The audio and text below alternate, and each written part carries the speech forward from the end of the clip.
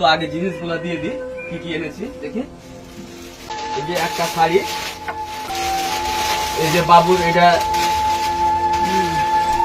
বাবুর জন্য।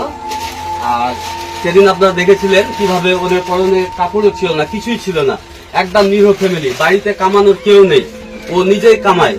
আর ও এখন বর্তমানে হাসপাতালে, দিনকাল চলে না, কিভাবে যে এরা থাকবে বাঁচবে সেটা ভাবার বিষয়। তাহলে আপনাদের সাপোর্ট যদি থাকে এই পরিবারটা পুনরায় আবার নিজের পায়ে দাঁড়িয়ে যাবে। তো এইভাবে আমাদের পাশে থাকবেন আর দোয়া করবেন।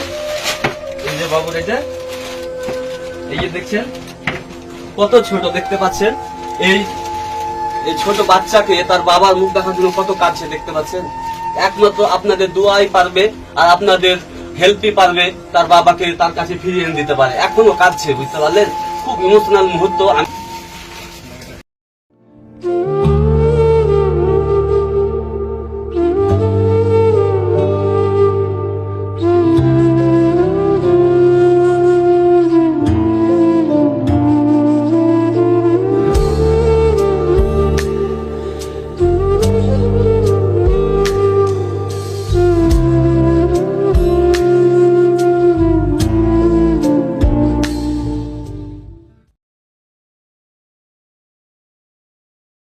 আমি শুধু মাধ্যম, আমি একাই এত টাকা ম্যানেজ করতেও পারতাম না।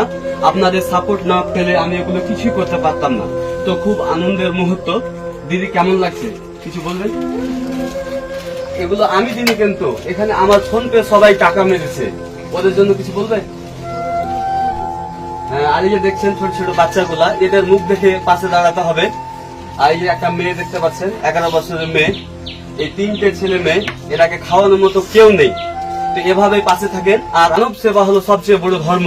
আর আমি যদি বাড়িতে বসে ঢুকে থাকতাম তো আমাকে লজ্জা লাগতো, আর আমার প্রতিবেশী এভাবে কষ্টে থাকতো। কিন্তু আমি এগিয়ে এসেছি, আমার মনে আনন্দ আছে। আর আপনারা যেভাবে সাপোর্ট করছেন তাতে তো আমার মন আরো আনন্দে ভরে যাচ্ছে। তো এভাবে সাথে থাকবেন আর দোয়া করবেন। আর দেখতে পাচ্ছেন বাচ্চাগুলোকে। আর হ্যাঁ, আমি তো ভুলে যাচ্ছিলাম, আবার 3000 টাকার মাল আর এই 4000 টাকা ক্যাশ আমি দিদির হাতে তুলে দিলাম। এখানে বিলও আছে। আর আমি ফোন করে সমস্ত ভিউয়ারের জন্য দোয়া করবেন, যারা আপনার পাশে দাঁড়িয়েছে, আপনার পরিবারের পাশে দাঁড়িয়েছে, তাদের জন্য একটু দোয়া করবেন দিদি। তো ভালো থাকবেন।